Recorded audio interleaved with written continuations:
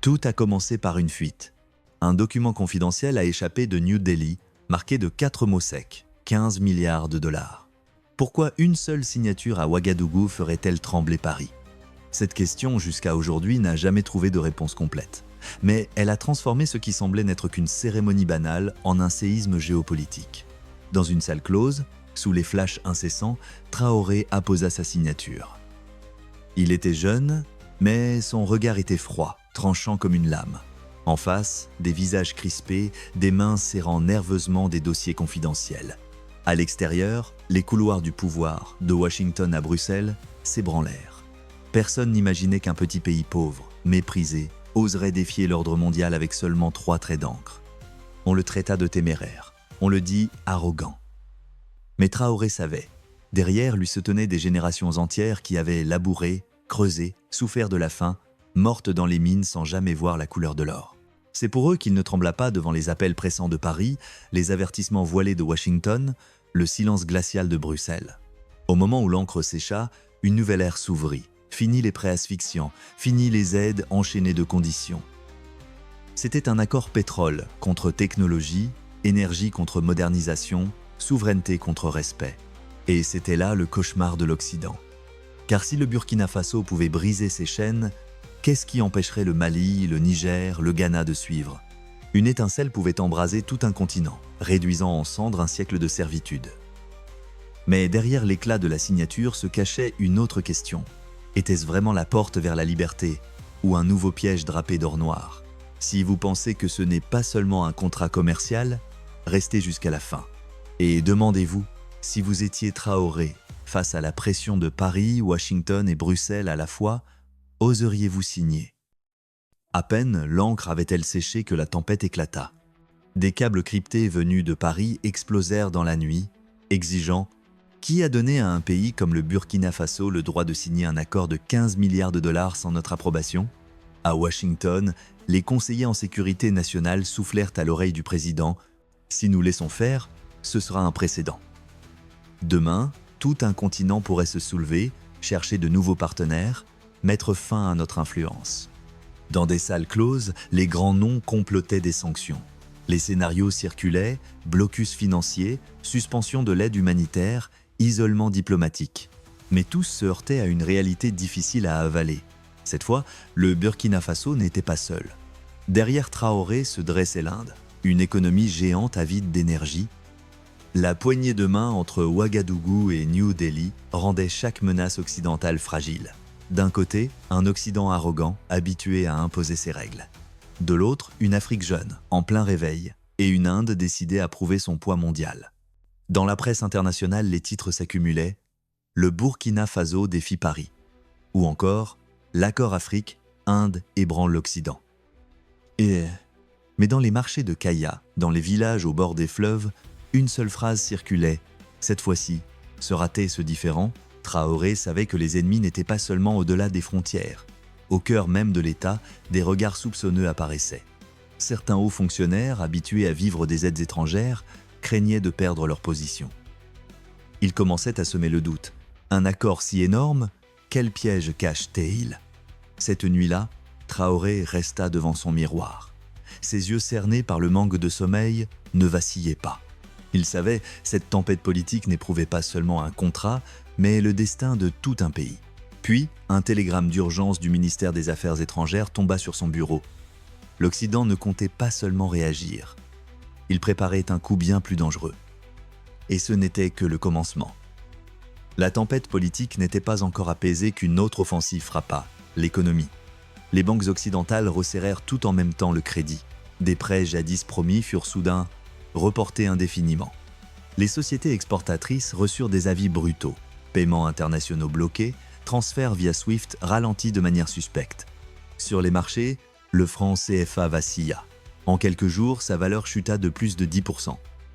Des chiffres rouges s'affichaient sur les écrans, semant la panique chez chaque commerçant, chaque paysan en quête d'engrais, chaque mineur attendant son salaire. Dans les couloirs de Paris, on ricana. Qu'ils goûtent au marché. Pas besoin de fusil, seulement du capital. Ils finiront par plier. À Bruxelles, un commissaire murmura qu'il manque d'électricité 2 semaines, de médicaments 1 mois, et tout s'écroulera. Mais à Ouagadougou, Traoré ne céda pas. Il convoqua un conseil des ministres d'urgence. Sa voix, brève et ferme, claqua « Nous ne sommes plus des mendiants. Si l'Occident bloque nos fonds, nous ouvrirons une autre voie. S'ils attaquent notre monnaie, nous trouverons des partenaires prêts à accepter la roupie, prêts à commercer hors du dollar. » Puis vint l'annonce audacieuse. Les premières cargaisons de pétrole seraient réglées par un mécanisme roupie-franc sans passer par les banques européennes. Pour la première fois depuis des décennies, le Burkina Faso osait se couper de l'entonnoir financier de Paris. Les commentateurs internationaux parlèrent de un coup de poing direct contre le système dollar-euro. Washington avertit d'une rébellion monétaire. Mais dans les rues de Ouagadougou, en entendant la radio, un chauffeur de taxi éclata de rire. Au moins, cette fois, nous ne baissons pas la tête. La tension montait d'heure en heure. Les marchés chancelaient. Les fonds d'investissement fuyaient. L'opinion se divisait, moitié confiante, moitié inquiète, mais tous comprenaient, la guerre économique ne faisait que commencer. Puis une rumeur filtra du gouvernement. Ce n'était pas seulement Paris ni Washington. Une autre main puissante, invisible et bien plus redoutable s'apprêtait à entrer dans la partie. Et c'était la véritable lame que Traoré n'avait pas encore vue venir. Alors que les nouvelles de l'accord de 15 milliards résonnaient encore, un couteau invisible s'était déjà levé non pas depuis Paris, Washington ou Bruxelles, mais de l'intérieur même. De ceux qui avaient un jour partagé la même table, serré la main, juré pour la patrie, un dossier confidentiel arriva directement sur le bureau de Traoré. La première page suffit à glacer l'air de la salle. Des photos nettes. Un groupe de hauts fonctionnaires pénétrant discrètement dans un hôtel luxueux d'Abidjan. Des enregistrements sonores capturant des murmures. Si nous coopérons, l'Occident vous garantira le fauteuil si Traoré échoue. Les noms surgissaient. Pas des étrangers. Des visages familiers qui avaient un jour siégé sous le drapeau national, applaudis quand il proclama « Le Burkina Faso ne se mettra pas à genoux ». Et voilà qu'ils avaient choisi l'ombre. Traoré lut chaque ligne, le sang montant à ses tempes. Mais il n'était pas surpris. L'histoire de l'Afrique avait déjà écrit ce scénario trop de fois. Des hommes prêts à vendre leur patrie pour préserver leurs privilèges. Il se souvenait du Ghana des années 60, du Congo des années 70, de la Libye du début du XXIe siècle, autant de coups d'État ouverts par la trahison intérieure. À Paris, un conseiller souriait « Nous n'avons pas besoin de soldats. Il suffit de semer le doute. Ils s'entre-déchireront. » À Washington, un rapport secret concluait « La plus grande menace n'est pas aux frontières, elle se trouve dans leur propre palais. » Traoré comprenait. Une balle peut tuer un homme, mais la trahison peut tuer une nation. Cette nuit-là, il resta dans son bureau jusqu'à l'aube. Son bureau croulait sous les dossiers, les cartes, les listes de suspects. Par la fenêtre, Ouagadougou brillait encore de 1000 lumières, mais lui sentait la ville trembler de ne pas savoir, parmi les dirigeants, qui étaient restés fidèles, qui avaient changé de camp. Le lendemain, il convoqua le conseil des ministres. Pas un sourire, seulement des regards lourds, méfiants. Il se leva, la voix dure comme l'acier. « Si l'un de vous l'a oublié, ceci n'est plus un jeu de pouvoir. C'est la vie du Burkina Faso. Quiconque trahira la nation sera exposé devant le peuple. Il n'y aura pas de pardon. » Mais ces mots, aussi tranchants soient-ils, ne pouvaient effacer la vérité. La trahison s'était enfoncée profondément. Quelqu'un dans cette pièce même envoyait peu être déjà des rapports à Paris. Quelqu'un avait peu être déjà été promis à un siège doré pour le jour où il tomberait.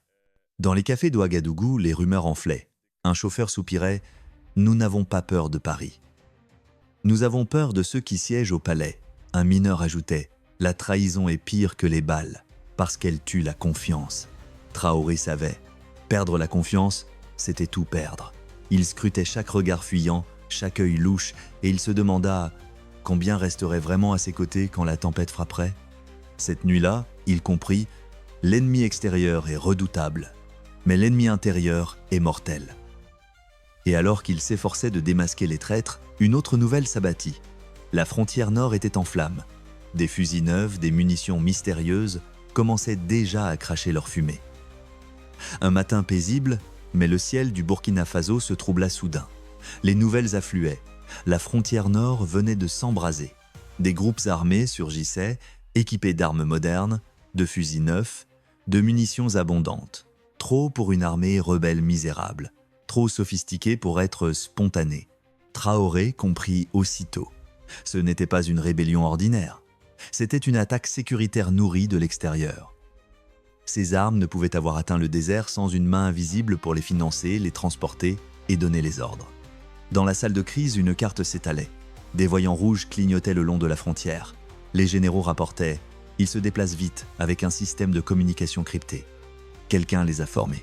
Un autre fronça les sourcils. « S'ils avancent de 30 000 de plus, l'oléoduc sera coupé. » Mel.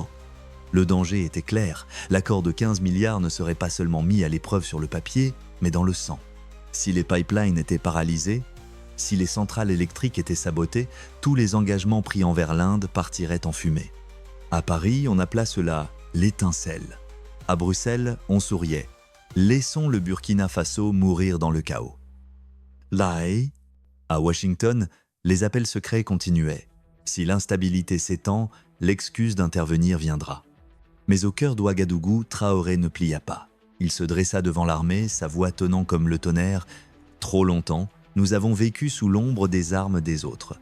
Aujourd'hui, nous brandirons les nôtres. Ce n'est pas seulement une guerre pour défendre le pétrole. C'est une guerre pour défendre l'âme de notre nation. » Les soldats applaudirent, mais dans leur cœur demeurait une inquiétude. Le Burkina Faso, avec son budget fragile, son armée encore jeune, pouvait-il vraiment tenir face à une campagne financée par un empire occulte? La réponse restait incertaine. Mais alors, un message codé venu de New Delhi parvint à Ouagadougou une promesse, un tournant.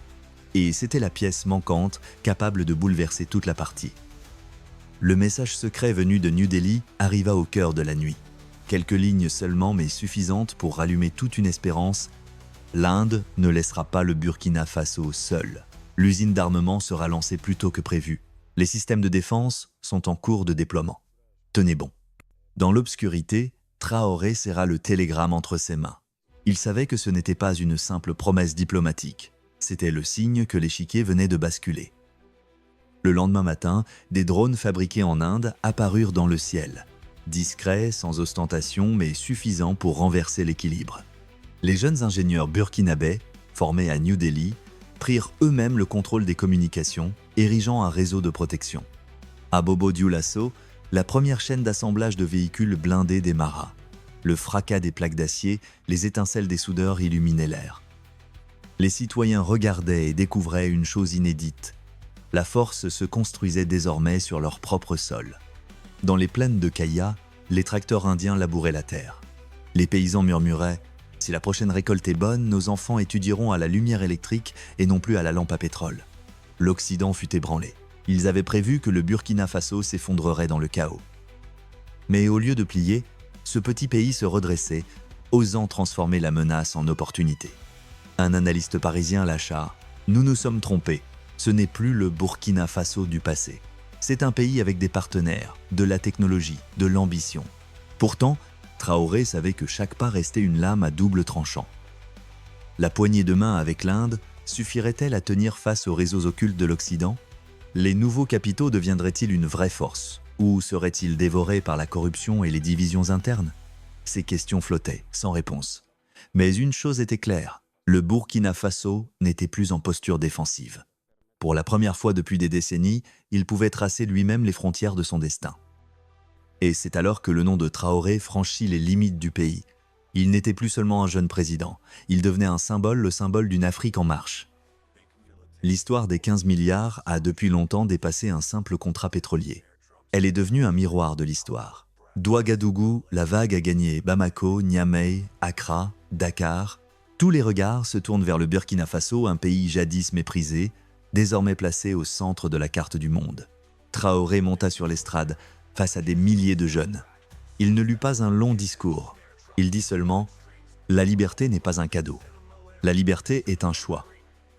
Et ce choix, nous devons en payer le prix. » La clameur qui répondit fut assourdissante. À cet instant, on ne voyait plus un homme politique, on voyait un symbole. Un symbole rappelant que la souveraineté ne réside pas seulement dans les ressources, mais dans la volonté de se lever. Des nouvelles aciéries, des champs labourés par des tracteurs, des salles de classe où les enfants découvrent pour la première fois la lumière des écrans au lieu des lampes à pétrole, le message se propageait « Si le Burkina Faso peut, alors toute l'Afrique peut ». Mais avec l'espoir venaient aussi des avertissements. L'histoire de l'Afrique a trop souvent été trahie par la corruption, la division et de nouvelles dépendances. Traoré le savait. l'ennemi ne s'arrêterait pas. Les complots rôdaient toujours.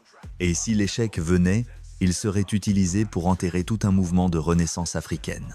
Quelle leçon en tirer? Qu'une décision historique commence toujours par le courage d'un seul. Que si vous n'écrivez pas votre histoire, d'autres l'écriront à votre place. Et que l'indépendance économique, politique ne peut durer que si elle s'accompagne de l'indépendance de pensée, de langue et de culture. Aujourd'hui, le Burkina Faso devient un symbole éducatif pour la jeunesse. La preuve que le savoir, la volonté et le courage peuvent briser les chaînes les plus anciennes. Plus de soumission, plus de supplication. Seulement un appel, levez-vous. Si l'esprit de Traoré vous touche, ne vous contentez pas de regarder. Partagez cette histoire. Faites comprendre aux jeunes que s'instruire, oser et se tenir debout, voilà la vraie force.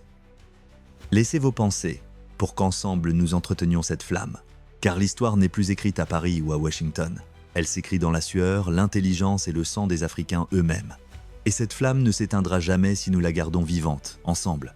L'âme de l'Afrique, mieux vaut mourir debout que de vivre à genoux.